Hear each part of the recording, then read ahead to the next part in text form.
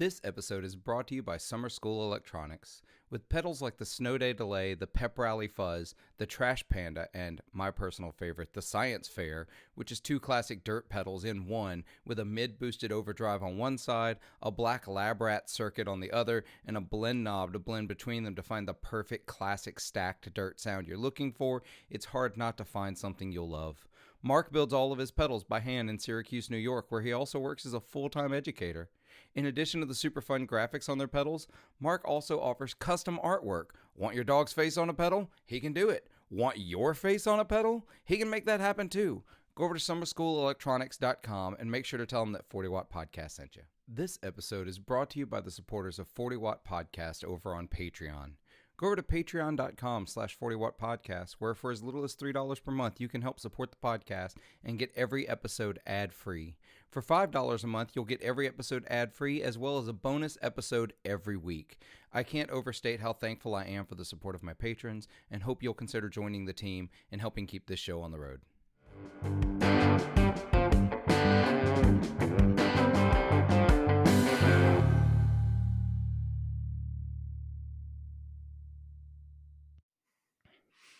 Forty Waters, welcome to a long overdue episode. I apologize. My life has been so wild the last few weeks. In fact, this one's happening a day late. It's okay, but we're getting this in. A lot of things to talk about today, a lot of things to go over. But first, I want to mention a podcast sponsor, Grez Guitars. Y'all, I have finally gotten my hands on a loaner. I did not buy this, y'all. I know y'all think I buy everything. This is a loaner. For the YouTube viewers, you can see this beautiful, ridiculously amazing Bass 6 from Barry at Grez. I may have a Fender Bass 6 that's for sale soon, and I got to find a way to get one of these. I'm going to have a video out on it soon, I hope. I did not know playing Bass 6 could be so much fun. So be on the lookout for that. Go over to Grez Guitars. Almost said Barry from Grez on Instagram. That's not his name. Grez Guitars over on Instagram. Follow Barry, what he's doing.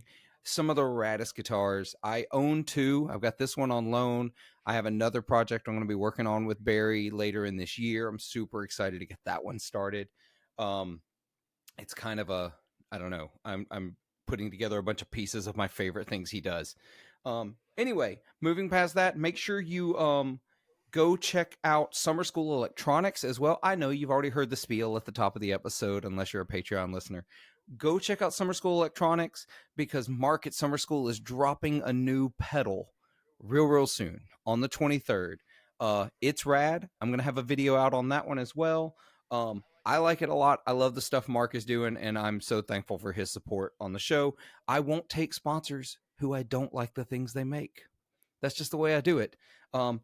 Look, I don't do this for a living. I do this to make a little extra cash every now and again through the sponsors to keep the show going, and I super appreciate that. So I get to choose that I only sponsor things I really genuinely like. Having said that, if you do want to support the podcast, go over to patreon.com/40wattpodcast.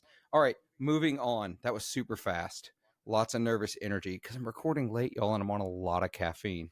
This week, I've got Scott from the Effects Loop podcast and just general shenanigans on the hanging out. We're going to chat. Scott, how you been? I've been so busy. Yeah, I'm too. So tired. But April and October are my worst months of the year.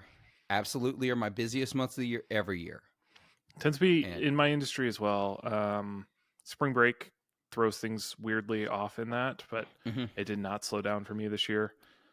But yeah, I've had a whirlwind of a month. I've had my birthday. I've had my girlfriend's birthday. We have our anniversary, and we got engaged. Yeah, so I was going to correct you on girlfriend there. Yeah, sorry, my ex-girlfriend. Now my fiance. You're now ex-girlfriend. Yeah, she hates when I say that. No, it's beautiful. That's the way it should be. If you're not telling that joke, you're not doing it right. Ladies, that's how you know your man loves you, when he refers to you as his ex-girlfriend and he's still with you. Just saying. For me, it's April is Blues Festival month. It's also National Library Week month. So day job gets a little busy. I I don't know. And we do our big fundraiser, which is coming up next week, as we record this at the library. So that's going to take a ton of my time as well. Has been taking a ton of my time. So it's just one of those stressful time periods for me. And then October is just, it's the beginning of a new fiscal year at work, and it's like a bunch of conferences that I go to or speak at happen in October. So those months just get rough. Oh wow, my conferences are May and June. But well, yeah, that makes sense. That makes sense for you where you live. well, one's in New Orleans. That's the. Oh well, then I was going to say that's the guaranteeing good weather up in that region. I'll be in New Orleans in June, and I will be in Ottawa, Ontario in May. Really, yeah. New Orleans in June? You say that's not far from me. I'm always looking for an excuse to go to New Orleans. Well, we'll talk. Yeah, we'll talk about that. We're going to talk about a few other things, listeners. So there's been some news that come out this week. So one of the beauties of having Scott on is that we don't do the traditional interview conversation type of podcast. We get to talk about some other things. And first I want to talk about the incredibly sad news of the passing of Dickie Betts, which actually happened, I believe, today as we're recording. Was it yesterday? The 2 days are a blur, so I'm pretty sure it was today. I listened to the first 3 Allman Brothers Band albums today as a, tribute.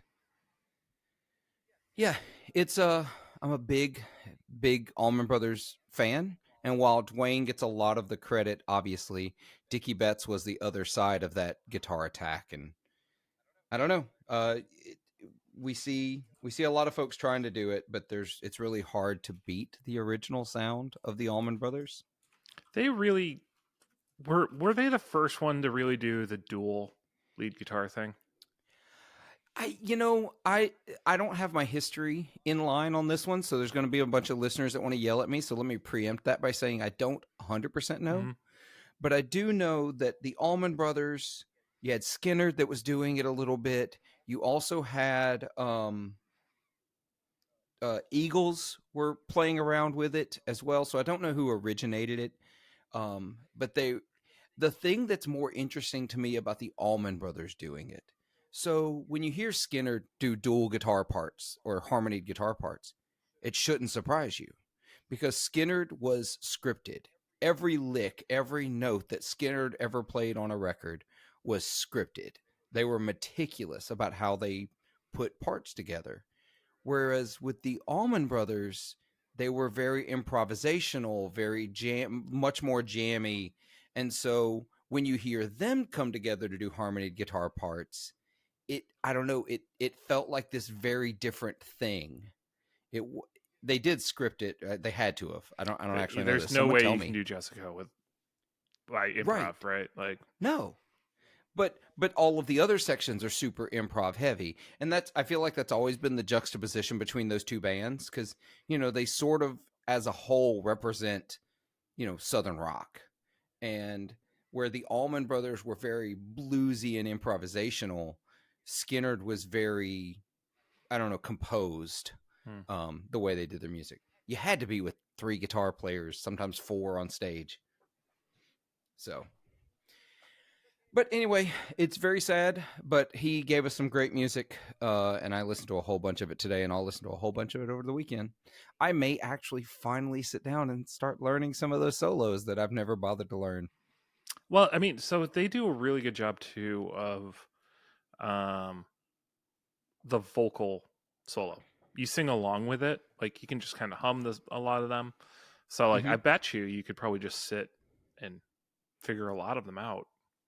Oh yeah. I know that I can I know a lot of the riffs. Like that first album especially, a lot of the riffs were similar, just the rhythm was altered a little. I mean, on that first album, somebody's going to hate on me even though I'm actually being complimentary.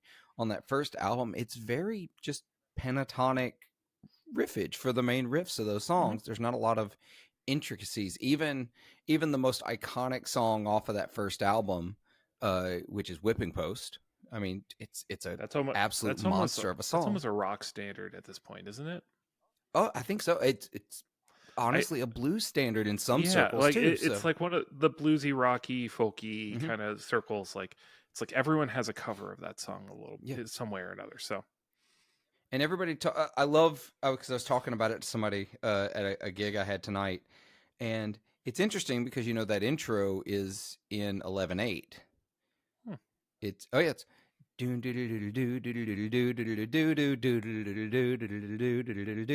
that's real fast, but so it's in 11/8, but then it never does it.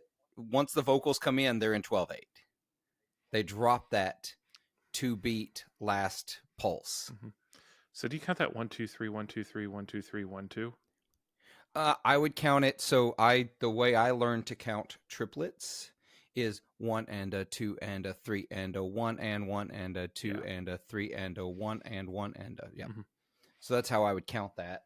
But then once I don't know that I need to listen to it again. I listened to it tonight, really trying to kind of pay attention.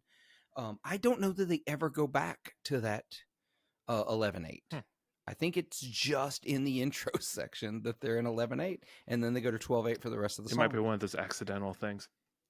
Maybe, but it sounds great. It's got this cool, like, different. I don't know. It's real vibey. But even that one is very pentatonic based. The solo is very pentatonic based. I don't know.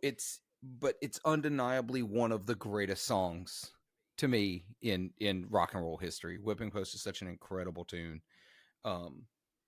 I don't know. I enjoy playing it. I've got a gig next weekend at our fundraiser. I'm probably going to play it because I love that song. It's a ton of fun. I drop it a key. That's fine because I don't want to scream out some of those things. Fair. So Scott, we're well into. We're 3.5. We're going on 4 months into 2024. How has 2024 gear treated you? It's been quiet, but it hasn't. Yeah. I've done a lot of reshuffling for the most part with some gear.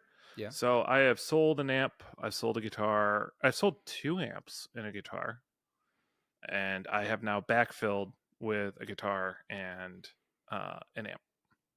Yeah. And we've talked a lot through this process, and I'm in the process. I sold a bunch of stuff earlier this year, and I also backfilled with an amp. And did I get an? I don't actually know it. Oh, 2 guitars. That's what I did. I did 2 guitars instead of an extra amp.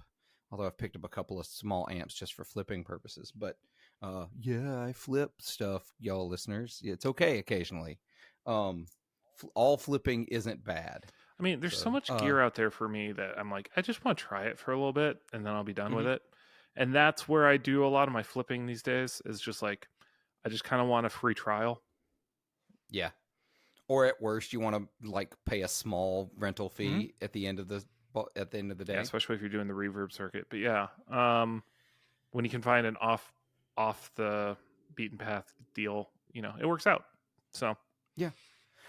So I have noticed, and a lot of people have other people have noticed because I've talked to a bunch of folks about this. The market is slow. It's soft right now. It's real soft. So if listeners, if you're a buyer looking for something, now is your time. If you are looking to sell something, it's gonna be a bit tougher right now. But also, if you're trying to sell something you don't already have it listed, you're kind of missing your window, because it is tax return season, which is historically this is usually one of the stronger parts of the season, particularly for like gear that people have been really wanting for a while or something like that. I don't know about you, and don't want to go into too much details, but I would say my return this year was about a third of what it was last year's because of the new tax laws and the tax cuts going away and some of those kind of things. And if you're quite used to, I was probably getting like something around $1,200, $1,500 back, and I'd invest some of it, and then I'd fund money or whatever sometimes in my brain with it.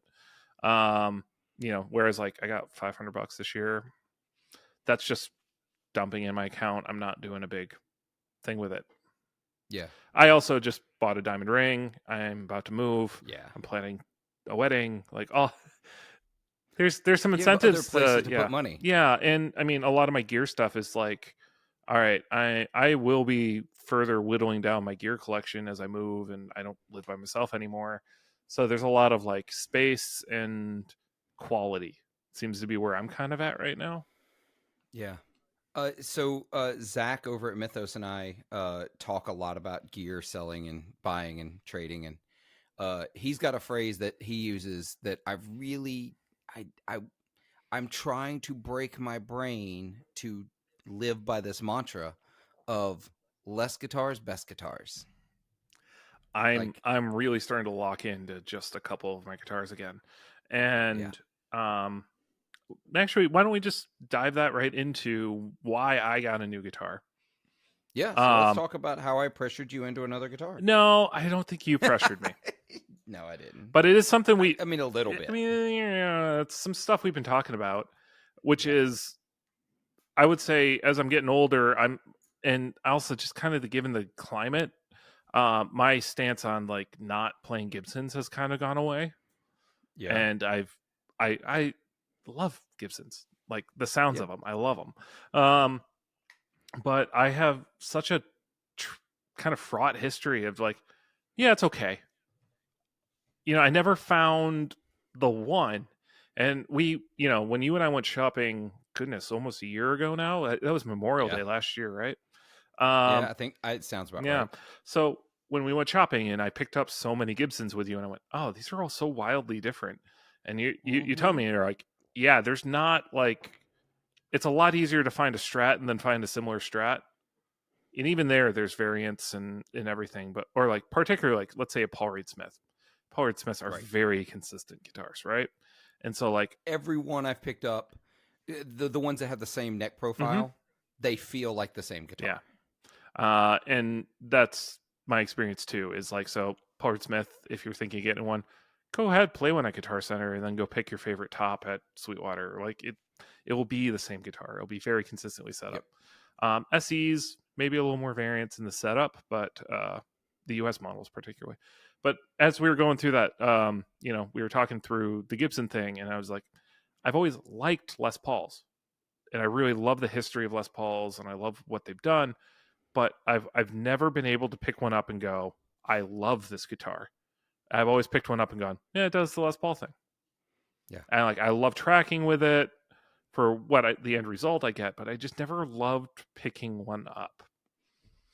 And so It's because your back doesn't like picking one up. No, I get I'm a big dude, it. so the weight of them Yeah. doesn't bother me that much, and whatever. So I sold my Gold Top Tribute Mm-hmm. because again, it was one of those like, this doesn't spark joy; it just does the Les Paul thing. I've been wondering when you would sell that for years at this point, because I knew that you almost never picked it up. I only picked it up when tracking. Yeah. Or if I was playing rhythm guitar for somebody else, and even then, I didn't really love it. Yeah. So we started narrowing down. I went to some stores, just played every one I could get my hands on, and started lasering in. And then, of course, I turn around and find one and Mm-hmm. also I found one I loved, but I did not love what that store was asking for it. Oh, that's right. Because it was out of my price range. But then I just started searching of, all right, what is that era? And surprise, surprise, I like Norlin era Yeah, you're the Gibsons. oddball that loves Norlin Gibsons. They rip. They're awesome, and all the things Yeah. that people hate about them are the things I like about them. Yeah. So I like the maple neck. I don't mind the weight. I love the Yeah. volute. And so I got another 79. So Yeah. surprise, surprise, same years. Between Marlboro, my smoke infested ES335, and this one. How's that one doing, by the way, with the smell? No more cigarette smell? That one still has a little bit of a tinge. Okay. It's in there. Yeah. Also, I haven't like stuck a vacuum inside that F hole, so Yeah. there's stuff in there. This one not so smoky. But it's also funny. This is a Nashville. These were Yep. made in Nashville. That was a Kalamazoo. But yeah, I really just kind of keep telling people, there's like, with Gibsons, you got to keep playing them until you figure out what you like. Yep. Because the sound's kind of undeniable. Mm-hmm. Like, unless like you're the most niche guitar player ever, some of your favorite guitarists got their sounds with Gibson guitars. Mm-hmm. and just finding one that speaks to you. Even Joan of Heart from over at Pedal Playhouse, even she was like, no Gibsons, no Gibsons, no Gibsons. Then she found the one. Mm-hmm. She played the one that was like, oh shit, I like this. And so for me, it's those Gibson necks. I found that even the thinner Gibson necks I tend to get along with more than I get along with any other necks. Almost. I do have a couple of other brands that, like, for example, I love the neck that Barry puts on his guitars, Grez guitars. It's incredible finish. It You just like feels a right. chunky neck. I do like a chunky neck. The You bass might six like and this. my baritone aren't as chunky. Yeah, I can't wait to play that one. I'll be in Chicago in August, and for Fretboard Summit. By the way, listeners, if you haven't signed up for Fretboard Summit in Chicago, that is Fretboard Journal's little yearly gathering that they do. It is one of the coolest get-togethers, period, of just guitar nerds. And this year, performances from, I got to remember these, Blake Mills, Joe Henry, Valerie June. There's another big one that I can't remember off the top of my head. It's going to be a good time. Colin Hay. Colin Hay, that's who I was trying to remember. So it's gonna be a great time. Get your tickets now. Jason, I'll invoice you for this ad later. But Give us a discount. you got to play, or just get a discount. I've already paid for mine. It's fine. I already paid for it once and didn't go because I got sick. Right? But yeah, that stinks. So that's the thing with Gibson. I love Gibson guitars. I also have picked up a vintage Gibson guitar since the last time we talked. Got a chance to actually chat. I went to the Nashville Guitar Show. I'm trying to remember. I knew you were going to come home with a guitar from that. Well, I sold a bunch of stuff specifically to have money to buy. So I don't think I've had a podcast since I went. I think I recorded the last podcast with Terrence like the day before I left for that trip. So it released while I was in Nashville. And I sold my Amplified Nation. I had a Bombshell Overdrive. I sold that. And I sold like $3,000 worth of pedals because I was just like, I want money to buy. Because I went to that show looking for a vintage Gibson guitar. Mm-hmm. Like that's what I wanted. Luckily, the Amigo Guitar Show in Franklin, Tennessee, technically, not Nashville. That was like Gibson heaven. Like they had a lot of other stuff. No surprise though. Yeah, no surprise. That's Gibson country. Exactly. And so many. I played so many great guitars. I did not play one, but I held a 1957 Les Paul that was in mint. They wanted $137,000 for it. So but I got to play a bunch of really cool ones. I'll tell you what, the one that almost derailed me, because I knew I wanted, so I'll quit burying the lead here. I was hunting a 1950s ES 125 or an ES 150. I knew what I wanted. I saw some 150s. I saw a couple of cool ones, especially I went to Fanny's the day before the guitar show. Saw some really cool things there. I was in Nashville, listeners. I was already in Nashville for the National Show Choir competition. The show choir I played for got second. That's pretty dang good considering they never made finals before. I'm real proud of that. I got to play on the Opry stage, which is like bucket list checked off. I got to play on it twice. So I'm going to count that because we got to play first and then finals. And so after that first day of competition, the next day before we had to play it after we played finals, I went and checked out a bunch of stuff, and I went to Fanny's, played a couple of 150s. I played a couple of a really great 225 that they had that I almost bought, but I decided I wanted to wait until the guitar show. And so I started hunting for a ES 125 or 150. If I got a 150, I knew I wanted one with the Charlie Christians pickup and not the P90. Because I just like Charlie Christian, and it seemed like a cool thing.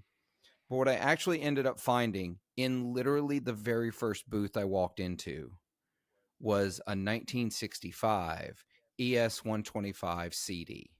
And viewers on YouTube, you can see it in the background here. It's like a faded cherry burst. I'm not going to leave it there for too long, but Um, I've posted some pictures over on Instagram. You can check them out at 40 Watt Podcast. Um, so it's a 125 CD. So a 125 is as a standard model. The way it comes is no cutaway, one pickup at the neck, and it's a big, thick jazz box style body. So as you add letters, you add different features. So the options can be a T, which means thin line, which cuts it down to about the thickness of a 335. C, which is the cutaway, and then D, which is dual pickup. Mm-hmm. So mine is dual pickup cutaway, but it has the full hollow body thing, and it's just absolutely monster guitar. Well, also remember that the 335s also use those letters for a period of time there. Oh, that's right, they do. Because mine's a TD, and that doesn't stand for trapezoid or trapeze bridge. That's just thin right, line which is dual. weird because technically the only version of 335 was never actually made in a non-TD version. At that era, they had a Nashville player or something like that has 3 knobs. Okay, but never in a thick body because it's a semi-hollow. Mm-hmm. So they never had the thick body version. No. Yeah, so it's interesting they kept that kind of. I think they were just trying to standardize their, I think that's what it was. Everything. I think that was just them standardizing their naming system. Yeah. Wish they still did that. But yeah, so it's a great guitar. That guitar's case still smells like cigarette smoke. I haven't tried to get it out yet. Leave it outdoors. Yeah. I'm probably going to do that with some baking soda and do the whole 9 yards. Honestly, the baking soda thing, be careful with. Didn't it? No? Okay. I don't think the baking soda really helped. And then the other beautiful thing is good luck getting that baking soda back out of what you spill it on. So. I was just going to put one of those pack thing, like the fridge pack things. Yeah, the pack things. Yeah. Just put one of those in there and see if it'll do it. But I do need to clean that out. And so, man, I did not expect to adore that guitar as much as I do. It had the original. So they also came in 3 variants, one of which I can't understand. But so on top of the thin line cutaway dual pickup options, they also in 65 came in floating wood bridge with a wood saddle, floating wood bridge with a Tune-o-matic saddle, and the uber rare, and I still can't figure out how it works, Tune-o-matic screwed into the top. It's a fully hollow guitar. They might have blocking there. Maybe. That's the only way I can figure. They added some blocking to the top of it. Get the depth you need for those thimbles. Yeah. So, but most of them, mine's floating bridge. It had the ABR1 Tune-o-matic on it. Or they did a lock nut. Not what's the term I'm looking for? A riv nut. Oh, maybe. Somebody will know. Somebody, if you're watching on YouTube and you know the answer, please put it in the comments below. I will check those. I'm really curious as to how that worked. It's downward pressure. It's the lateral that you need the depth for. Yeah, I don't know. Anyway, so but mine's wood bridge. Pretty sure it's Brazilian rosewood bridge. So I've got the original bridge on it. I did order a wood replacement saddle because that's what I wanted because I put flat wound strings on it. I've still got the ABR1. I would take that bridge off immediately and just put it in its case for the rest of its life. Mm-hmm. That's what I did. And eventually I'll probably replace the actual saddles in the ABR1 because they're so pitted from years of usage that they're too low. Strings were rattling against the bridge itself, and so I've been thinking about doing that with my 335. I've just put it in its case. Go nylon. Let it live there. Go nylon saddles. That's what I'm going to do if I ever put the bridge back on this one. Nylon saddles. So we'll see. But yeah, I sold a bunch of stuff, and you're selling more stuff too.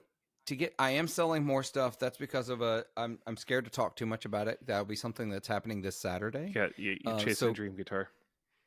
I'm chasing a dream guitar. I did not expect to find one.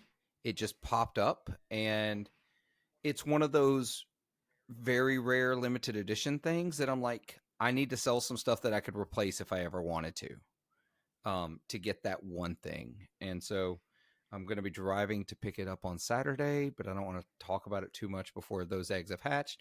If you are listening to this after Saturday, April 20th, go look at my Instagram. If I have it, there are pictures there because I'm going to be posting some pictures and maybe some video of it. Because I'm super excited about it. I need a new phrase, by the way. I'm tired of super excited. I say that way too freaking much. But selling stuff is hard right now. I mean, yeah. If you want to get even okay value from it, there's price points. Yeah. And it depends what it is and all this other kind of stuff. So like Phillip has had me complaining about how hard it has been to move my Vox AC15 hand wired. Mm-hmm. Just part of it's they reached a point, frankly, where their value got overinflated. Mm-hmm.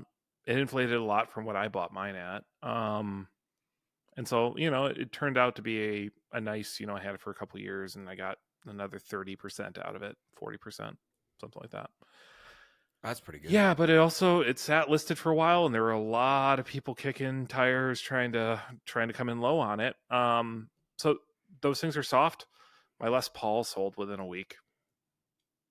Yeah, that's pretty awesome. I did not see that coming. It was a rare finish. I had you had the gold finish in that tribute. I had a sunburst tribute that took those don't a little longer to sell than I thought it those would. Are seriously selling for like $300 less. I know. I got mine out for $800 a few years ago back when I had it, so I felt pretty good about that. That's about what they're selling. $850 is what I'm seeing those for right now. Yeah. Whereas people are seriously asking like $1,400 for the gold ones right now. Well, some folks are really trying to lean in on this buying thing right now. And if you've got the funds, it's the time to do it. Like I listed my Jason Isbell Telecaster.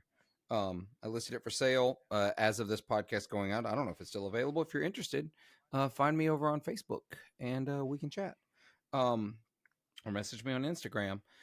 But I listed my Isbell Telecaster because once again, I'm selling things that I can buy again if I want. I can get another Jason Isbell Telecaster. Mm-hmm. There's a bunch of them out there. But I put it on Reverb because I have a hard shell case for mine, and I think I'll just go ahead and say, y'all, as of 2024, I listed it April 18th for $1,300, which I think is a pretty good price considering I get a hard shell case with mine. Mm-hmm. That's the way I bought it. This podcast is supported in part by Stringjoy Strings. I'm a snob, at least that's what people tell me. I'm never okay with good enough, and that's where Stringjoy Strings come in. They're better than good enough. They're the best. Stringjoy are making some of the finest strings available today right up the road from me in Nashville, Tennessee. They offer custom sets, balanced tension, coated strings, the works. If you need it, they can probably make it happen. You should be using Stringjoy Strings, and if you're going to order from them, you really could help this podcast out by clicking the affiliate link down in the description or show notes below. You get amazing strings, I get a little bit of that back to help the show keep going. It's a win-win situation. Get your Stringjoy Strings today. I immediately, within a half hour, had someone offer me $800 or whatever the 64% mark is on Reverb. I mean, I know who those people are though. Like there's like 3 stores that like almost always give you a low ball within a day of listing it. Yep, because they're just buying stock, and I get it.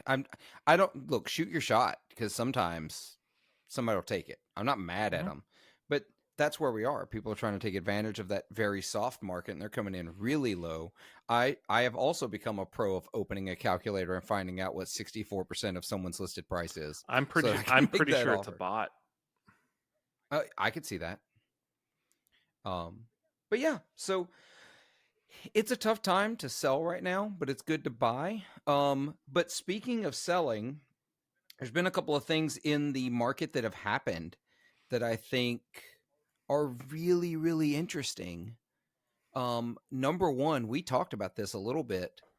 Marshalls are finally available in the US at essentially the UK price point. That's on the heels of a report that I've not read the entire thing of. I've read the same blurb that everybody's read about how the company that now owns Marshall, says that amp sales are only 5% of their total sales. I don't know what that actually means because they don't give us any more info. I mean, they were a consumer electronics company that licensed the name Marshall, sold a crap ton of. I see a lot of the over-ear headphones with people. I see a lot of those little Bluetooth speakers. Those Bluetooth speakers. I've known some people who've had them, and that's not the only product they make. Like the Marshall licensing, they have everything else. Yeah. And so I can see how them just going, all right, we're tired of licensing the name of Marshall. These are selling well. It's a lifestyle brand. We're liking it. Let's just grab the whole thing. Oh, by the way, we make electronics, so it wouldn't be crazy to do the amps and stuff too. Because no one wants a new Marshall. Everyone wants the same old Marshalls. They just want them cheaper or feature-wise. That's also because Marshall's not been great about making. The Studio series has been the hottest thing new they've made in a long time because they tried to dabble in some things that I think were just lunacy and outside of what they do. What, the Mode 4 wasn't your ideal amp? You had the Mode 4. You had that digital monstrosity they tried to make. Yeah, everyone tried to do solid-state amps in the 90s, though. I know. Yeah, they tried to do them more recently than that, and I was just like, this isn't what you go to Marshall for. They sold a crap ton of MG heads and cabs, though. Yeah, but what's been their best-selling amp of the last 15 years? The DSL 40. I mean, though they sold just a bajillion of those. A great PCB entry point dual channel tube combo. Might I say it's a better option than the Hot Rod Deluxe. Exactly. It's Marshall's Hot Rod Deluxe, which the Hot Rod Deluxe, the best-selling Fender amp maybe of all time. Honestly, if they would just put a decent master volume circuit on the Hot Rod Deluxe, I agree. And took away that drive section. I don't know why they keep. It's like no one at Fender knows how to design an amp anymore. Well, you could always get the I had one. It's a DeVille, not a Deluxe. But it's the Landau DeVille. You ever seen one of those? It has 2 clean channels. You could just set them differently, and so it was cool. I bought it to flip it because somebody was selling it way too cheap. Actually, a store was selling it way too cheap. They did a Bonamassa hot rod as well, if I remember. Did they really? Wasn't it like they did the high power twin, and then I thought they did Bonamassa versions of everything. So I could have sworn they did a hot rod Bonamassa as well. They may have. I just don't remember it. Oh well. Let me see. I see an article. I'm not going to do the complete. Anyway, I'll look it up. Somebody can tell us we're wrong or not. But they also did a George Benson DeVille. So those are cool. But the big deal is, to me, they did not. Fact checked myself on the fly. I'm wrong. Gotcha. It was just the twin. Okay. The Marshall price drop though is bringing them more in line with, 1, the UK pricing, 2, a little closer to what their competition is pricing at. They were pricing at a premium only in the US. And the reality is Friedman probably more so than anybody eating their lunch and taking their money, was making a more reliable tour ready amp with the features people wanted for a cheaper price. And then, Paul Reed Smith's HDRX series was pretty solid. The HDRX's pricing is kind of weird at the same time. Like the 100-watt amp is quite expensive still, but the 20-watter is really affordable and has a lot of features people actually want. And the other weird part is 20 watts, if you're cranking a Marshall, is kind of what you want. I'm not sitting here just rubbing one that literally showed up yesterday that I paid $500 cash for. Yeah. And to be honest, it's still the better option than, even at the new price. So the Marshall Studio Vintage 20, the Plexi 20 watt is $12.99. It was $17.49 before the price drop. Whereas the HDRX 20 is $800. Yeah, and the Friedman has a 20 watt in that range too, don't they? Oh yeah, the Yeah, Runt, Friedman Runt. Let's 20 $1,500. is 1400. So Marshall brought it above the PRS, but cheaper than the Friedman now. They had to. They had to. If they wanted to stay viable, they absolutely had to. Now, as someone who just bought a Marshall, albeit at a great price earlier this year, um, it made what was a smoking deal that I got. It's a good deal now. It's not an amazing deal. I always kind of wondered a little bit that's just Marshall being cheaper in the UK. Obviously, power in the UK is different, so you can't just buy them and bring them over here the way you can with like pedals and some of those kind of things. The 9 volt is standardized across the world, but mains power is not. How much of that might have just been a little self-serving of just like we want British artists playing the British amps, and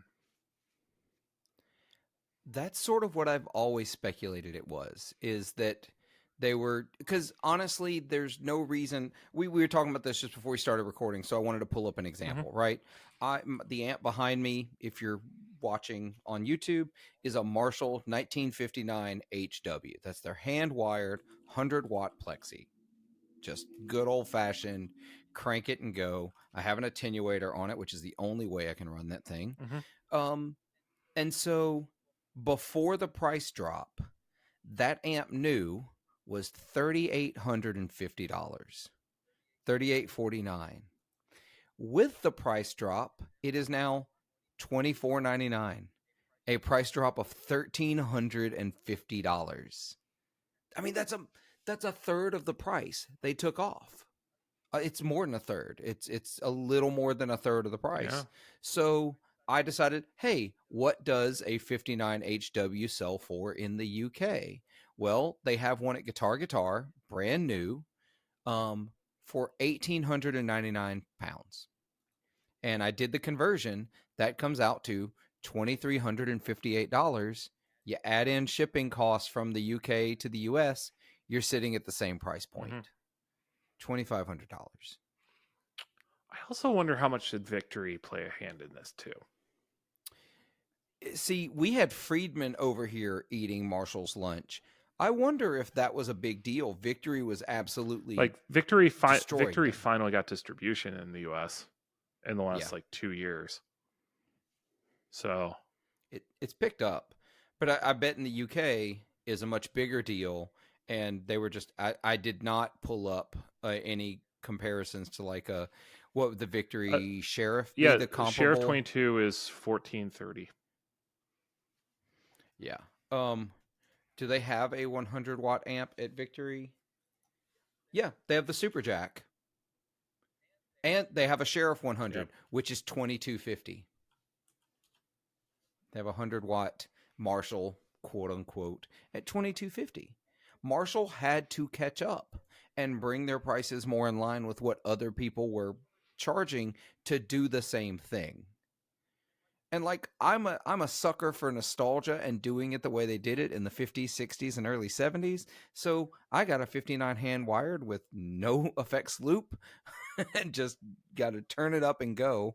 But the other company, a lot of people want an effects loop in an amp like that. They want some modern conveniences like the HDRX. You want an effects loop. And so I these don't other have companies, to use a jank little bridging jack either. Yeah, that's true. I do the bridging, the four jack bridging, but I like it. It's fine. Aesthetic. It's aesthetic. Yeah, and look, there's a complete and utter first world privilege and problem of being able to have a half stack in a 11 by 11 room like I am right now, and be able to actually turn it up every now and again, most of the time with an attenuator. And I love it. I love having that thing. I love playing it. I'm still trying to talk a buddy of mine into doing a Zeppelin tribute gig with me so that I can actually gig it at least once. Otherwise, that thing's never leaving the house. It's just not. That's not an amp I'm taking to a gig. I would. It's not like I'm babying it. It's just there's no gig I'm playing that warrants that amp. It's in complete and utter vanity. Whereas the other companies were putting out things at reasonable prices that you could gig, that were usable, and absolutely taking Marshall to school. And I think in this climate of amps not being the hot ticket item or as necessary as they used to be, you got to meet people where they are. I think there's a few things in there of smaller, lower powered amps, but people are buying more and more and more of them. So like Yeah. maybe it's just the age I'm in and who I'm looking at.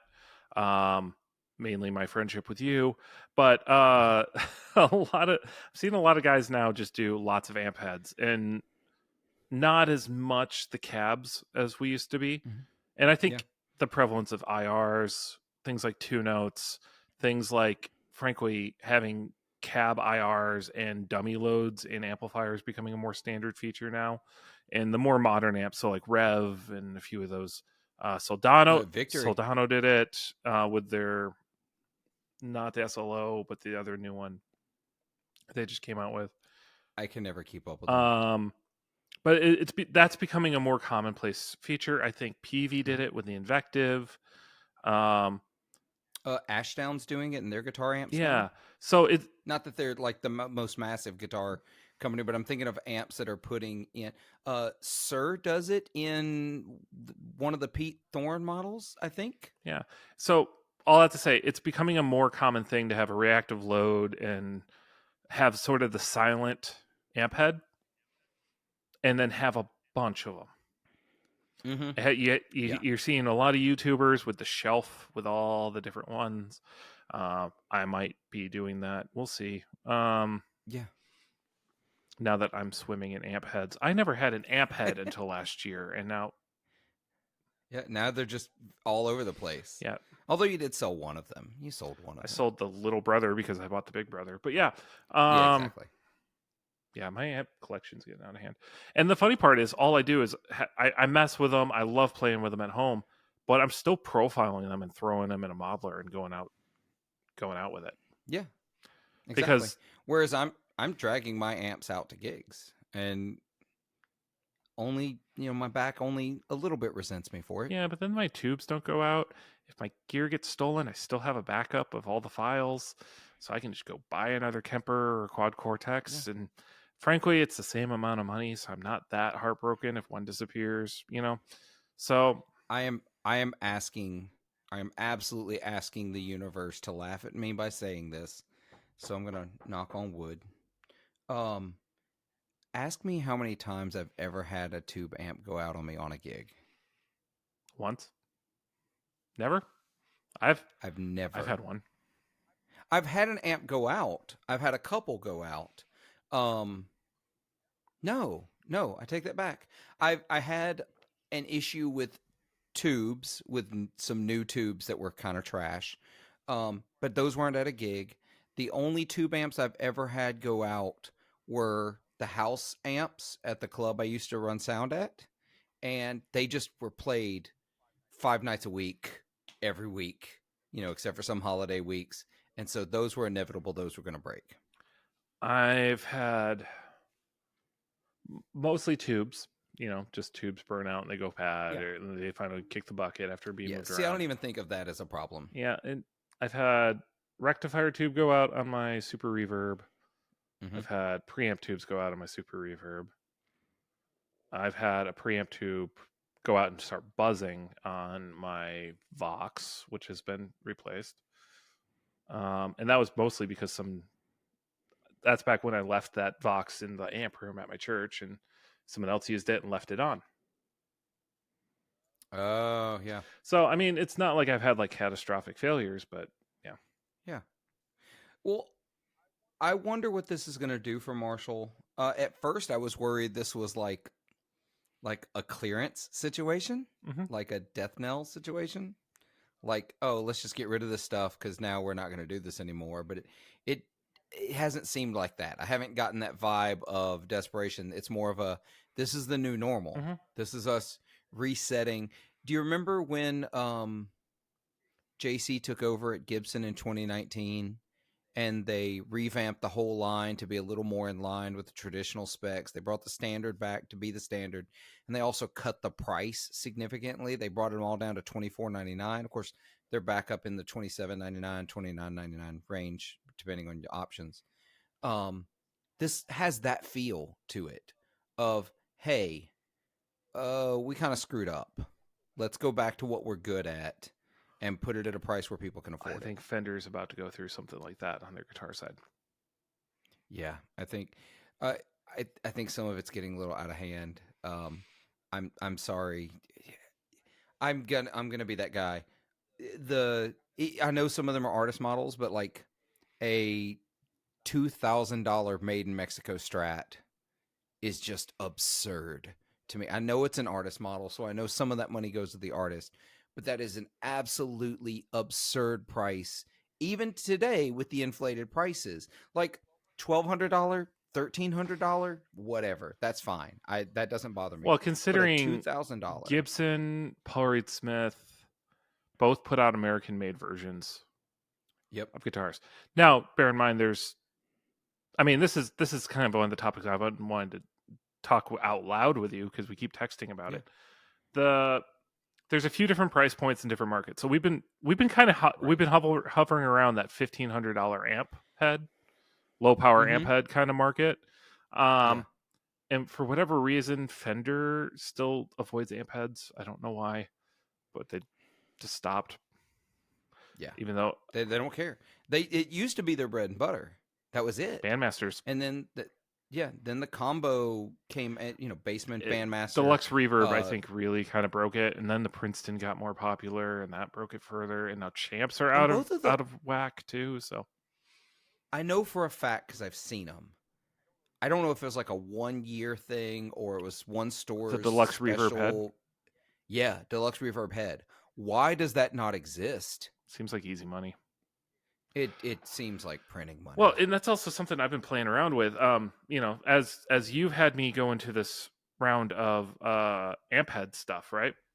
Mm-hmm. Suddenly I became very aware of, wow, the cab matters a lot more than I always just took for granted. Speaker went with amp. Yeah. Because I played Fender combos. I never really messed with speakers. It was never really an option. I mean, it was, but...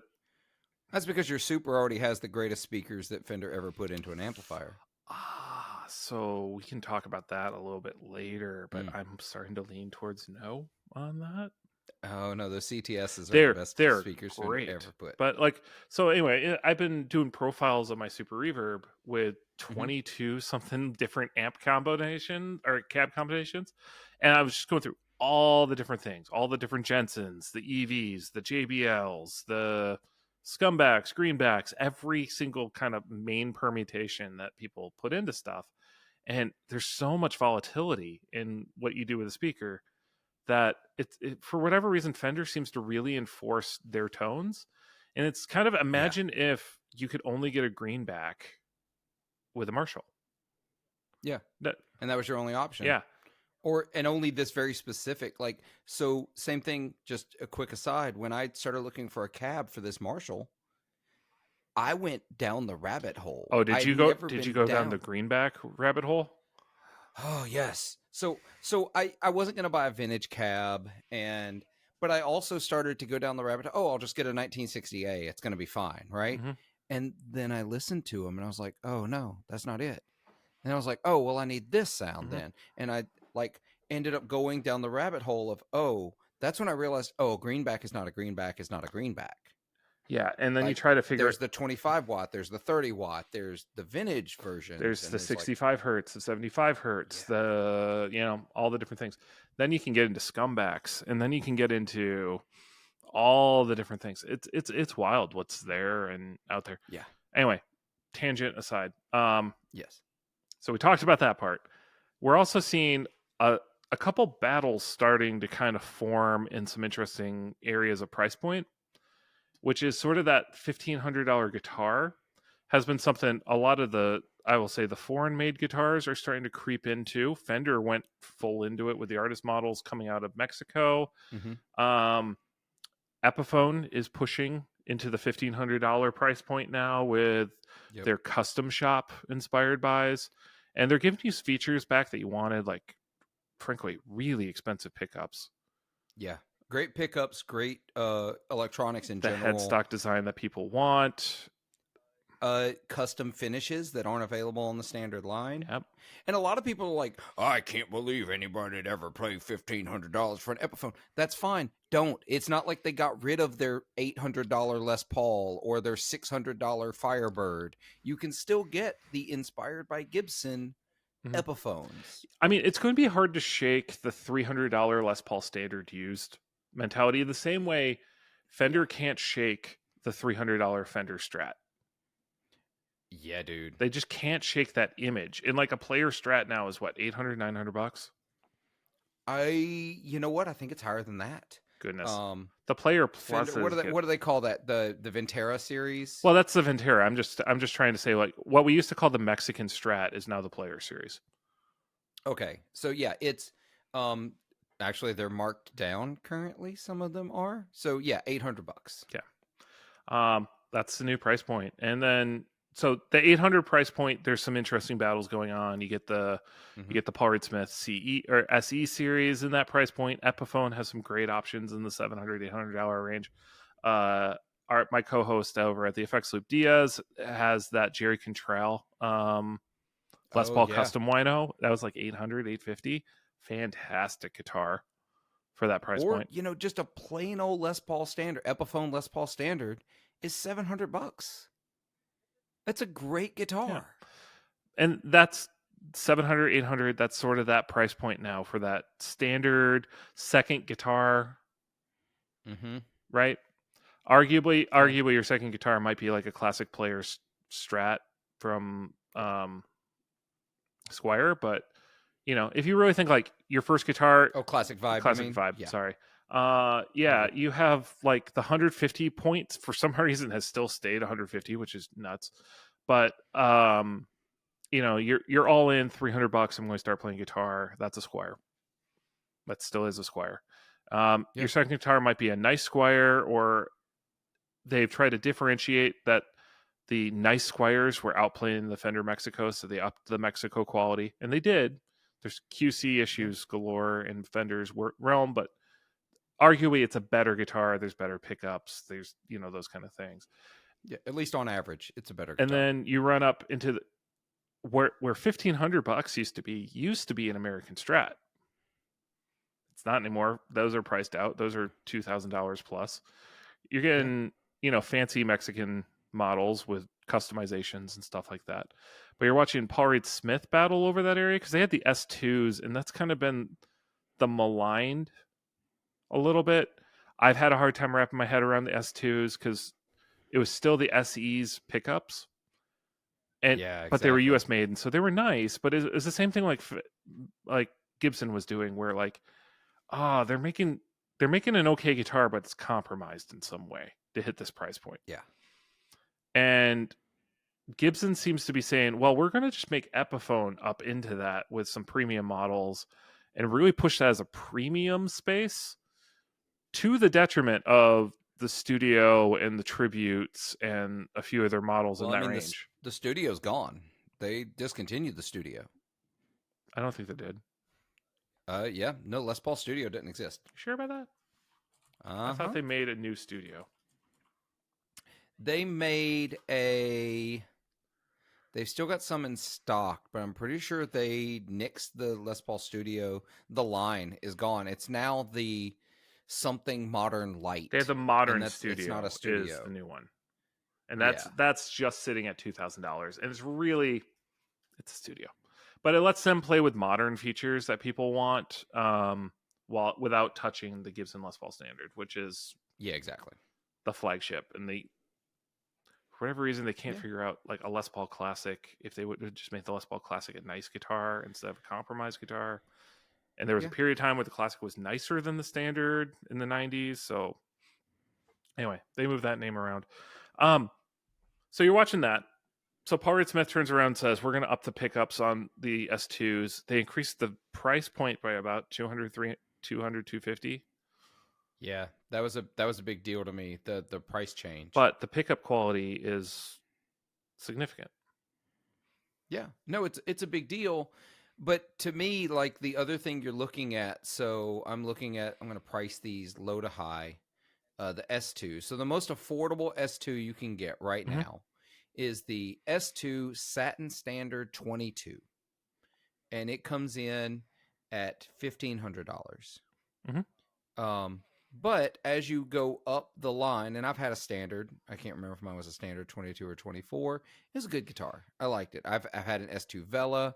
I've had the S2 594, all within the last You year. liked the And they're 594 a bit, didn't you? I do like the 594. There's only a slight issue I have with the 594, and it's just getting used to that scale length. It didn't react to certain string gauges the way I thought it would, like the traditional Logic. And so it didn't work out for me ultimately. Ultimately what I wanted was a Les Paul. Let's just be honest. But yeah, some of these S2s, it took them into the like $2,400 range. Mm-hmm. And And also to think like that's an area that used to be like the CE24 sat in, and now the CE24 has gotten more expensive. The Silver Sky has gone up by about $400 or $500 over the years, without any real changes to the Silver Sky. I don't. Yeah. Allegedly, there are like secret things that the John Mayer guys really get into. I don't. That's a whole crowd that I. It Can't really get. is. It's like yeah, they're wild. There's some cork sniffing going on there, and then there's like the dead spec one, and then all the other things there. And yeah, you've watched Pollard Smith inflate prices all across the board. They really seem to have come in at a really nice quality to price point, recapture a lot of goodwill in markets because they were able to finally shake the new metal and ostentatious dentist vibes, to get a lot of more normal players, I think, back in the fold. They have finally. It took them a long time to get past that new metal vibe for me. It didn't matter what they did. Like I constantly just that's what I had. It's in my funny head. to me because the new metal guys all played like flat finish guitar Pollard Smiths, and they don't make flat finish Pollard Smiths anymore. That's kind of the funny part about it to me. They're like, yeah, no, they really. Well, they've don't. done some satins, like Well, that brand new one, that really cheap SE that they made, and I say cheap, it's $500, not quality. It was the CE24 SE. Yeah, and they also made an American version of that too, where it's a satin all mahogany. That's what Ian, my buddy Ian, bought, and that had the 57 pickups, not the 85s. Okay. Also, PRS pickup numbers just in one ear out the well, other. they couldn't name it a PAF, so 57 is the name. Well, neither can Gibson, so. And then I do wish they just kept calling the 85s Dragons. Yeah. But oh well. It's a weird battle to watch as companies try to capture a market, like a very specific point. And the thing that's getting tougher to me, that as some of the mainstream companies are battling up. Mm-hmm. And it's one of those things where I talk to people all the time, like, I can't believe this Murphy aged ES335 is $8,000. So don't get a Murphy aged ES335. Buy the Epiphone 335 or buy the standard Gibson ES335. If you want something that relic, go get a vintage one. Yeah. Honestly, that's one of the other really hilarious things about Gibson purists is like player weared Gibsons don't carry any value. They're cheap. No, it's weird. They're really cheap. And we're using the term cheap relatively speaking. I got a 79 Les Paul Standard for $2,300. That's how much a current Les Paul Standard used costs. There was no vintage tax at all. Now, bear in mind, tuners are replaced. There's a weird speed hole in it. It's relic. The finish was peeling. There's some things I had to do there to kind of save it. It had that guy had there's a hole here, right here. They had a 335 strap pin on it. Why? That's the worst part about a 335. Now, this is where it's comfortable. I don't know why they did that. But yeah, you can see here, like there's wear, there's pitting. This thing's been beat up. And y'all, he said ES335 for 2300. He meant his Les Paul. Yeah, I got my Les Paul for that. Yeah, my ES335. Because I know what you paid for the 335. Slightly more. Still a good deal. Still a good deal. Still a great deal. Yeah, it's just go play up. Just gotta hunt. Find played Gibsons that someone's spouse is getting rid of. I mean, don't get me wrong, because like I just did a quick Google search for 79 Les Pauls, and they get up there. The Les Paul Customs, particularly thanks to Adam Jones. Here's one on Reverb in the burst, like yours. Dual cream pickups though. Doesn't have the extra cavity hole. It's got wear and tear. I'm not going to go through this whole listing, but it's up for $6,000. Yeah, I'm thinking about putting just a switch in it that does nothing. Like what's his name? The bass player. Like a producer switch. Yeah. Like oh my gosh, brain. Is it Lee Measure? No, it's Sklar. Yeah. Lee Sklar. Sorry, my brain was going to just explode if I didn't get that out. The deals are out there, especially right now. If you're hunting things and you have the expendable income, don't go into debt buy gear, y'all. I have done that song and dance, and it's not a good place to do things. You only need one good guitar. Yeah, there's no need to do the insanity that I have dug myself into. Honestly, if I just did the one guitar, one amp thing, I'd probably be sounding a lot better than I do right now. Mm-hmm. I have a list on my computer of if I were forced to go down to 2 or 3 guitars and 1 amplifier. And I know what I can go down to and be completely happy playing guitar. Everything else is superfluous. Mm-hmm. I did it for 10 years. I can go back to it if I need to. I won't like having to sell off some stuff because I like it. I like having it. And I'm not hurting anybody having it. So my guilt for having it's gone. But if I had to, I could get rid of it all and go down to just what I need to play the gigs I play and be happy. And I'm okay with that. So a fun thing to kind of chat about in this is who are these for? Oh, yeah. Right, because obviously we're in kind of a recession. We're really in like a inflation recession, which is a weird thing. And we're not going to get into the full economics of what that all is. But yeah, because that's complicated. Because the economy keeps growing, so it's not a real recession, right? But it feels like it for a lot of people because things are getting more expensive and it's harder to get at, right? Typically in a recession, brands that survive are the luxury brands because who doesn't feel a recession are rich people. What's interesting, what I've heard about this is a lot of these plays, the higher end Epiphone, the PRS S2s, a lot of that, it's not really, the brands aren't necessarily viewing them as this is us getting people into their third guitar. Where I think a lot of us would typically think of those guitars is, the aspirational, that's I just graduated from college. I can finally have a good paycheck. I'm going to buy a good guitar kind of person, or like a high school graduation, or like, some of those like life turning points of someone who's been playing for a bit, been making something work. They're like, I've been playing guitar for 10 years. It's time to get a real quote unquote guitar. I'm not calling any more affordable guitar not a real guitar, but that's like the mindset. Honestly, yeah. And yeah, if I was a diehard gigging musician, there's a good chance I'd be playing something cheaper. But that's right. So that's that side of it. I play at church, so I get to have fancy stuff because it doesn't really go in a hostile environment. What's interesting about this is often when you think about these entry levels for these luxury brands, right? So let's call it Gibson a luxury brand. Epiphone coming up into the Gibson price point is the perception of luxury. And remember, Epiphone has tried this before. Remember the Ultra series? The Elite and the Elitist series. Yeah. So they've tried to push this. Oh, and the Master Built series. They've tried to push this. They've tried this a few times. They've tried to push this boundary up.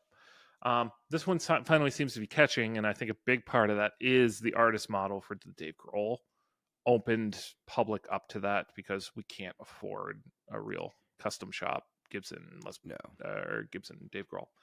Um, Well, I think on top of that, you also, just to add to that a little bit, there was the Greenie, there was the Adam Jones, there was the, they're bringing out those artist models in that, there's the $1,200 to $1,500 yeah, range. they're technically there are R59 technically. Yeah.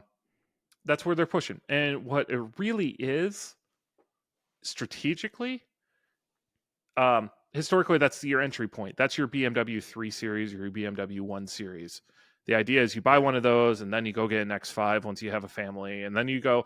At some point, you get the 750, or as you age up into the brand and your income goes up, you keep buying into the brand, right? And you buy fancier stuff. And then eventually you hit that midlife crisis, I have money moment, and you buy the whatever. I think that's a Porsche, the Boxster. Well, so that's actually a similar one. If you've wanted a Porsche your whole life, you go get a Boxster or a Cayman, and then you hopefully one day you get a 911, and then you get that you just get a 911, and then you go for a GT3, or you work your way up into the crazy exclusive Porsches. There's that whole thing. We've exhausted my car knowledge at this point. And but like that's if you buy a Murphy Lab, that's not your first Gibson.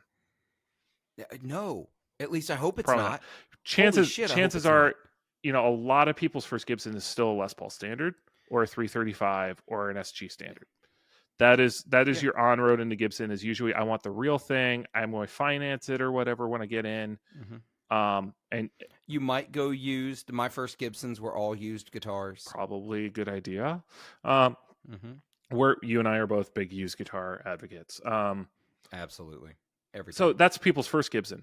The S2s, these high-end Epiphones, are actually people's second or third Gibson. That's what they're trying to get. They're trying to capture that guy or girl who has a custom 24 and kind of just wants something that's like, they want to mess with a McCarty, but they don't want to have two core model PRSs. Right. So it's kind of it's backwards in my brain, but it does also make sense of what they're seeing with buying trends and what's going on. I think the same way, especially when they started with the Firebirds. So it didn't like they discontinued the Epiphone inspired by Gibson Firebird. If you still just want the two Firebird pickups, Sunburst, Firebird, that guitar is still available for $650. I think it's gone up to $650. It was like $599, or maybe it's $700 now. I don't know. That's fine. That guitar still exists for you. But if you're already kind of a Gibson player, or you're already a guitar player with a collection of 4 or 5 guitars, and you're like, oh, I've always wanted a Firebird. I don't want that standard finish. I want something fun and cool and different. Hey, here's these more expensive, but also a little more unique Firebirds. Whereas if you want that finish or that style Firebird in a Gibson, you're buying custom shop, or you're buying vintage, like hard to find finishes, which some of the new Epiphone finishes, I'm not sure they ever made a Firebird in that finish. So the options you couldn't even get if you want. I mean, I'll admit, I kind of just go blind when I start seeing a Gibson that's not a Les Paul or a 335. I like them all. It's like when new Telecasters come out, I just kind of just stop looking. I kind of wish I'd picked up a Challenger 3 when they were dirt cheap. It would be my strat. So we could keep talking about this, and we are going to talk about this more, but we've blown past the hour mark. We're going to move on, and we're going to go talk about this a little more on the Patreon episode of the podcast. But listeners, make sure you click the links below. I'm going to put some links to Effects Loop, to some other things we're talking about. You got links to all the sponsors down below. You got Summer School Electronics. You got Grez Guitars. There's some other info down there. Y'all, there's a lot down there. I don't remember what all I put there anymore. So go read the notes in the description below. And we'll talk more. Scott, thanks for coming on this week and talking gear. Happy to be here. Glad we finally found something that worked out. We've been talking about getting together for a couple of weeks now. I know. And we may do a few more episodes this season, just because they're really fun just chat about the industry, state of the industry, instead of trying to do the interview thing. And so we'll get some more stuff like this going. So y'all make sure to go follow Scott. And in the meantime, be good to yourselves, be kind to each other, and make some noise.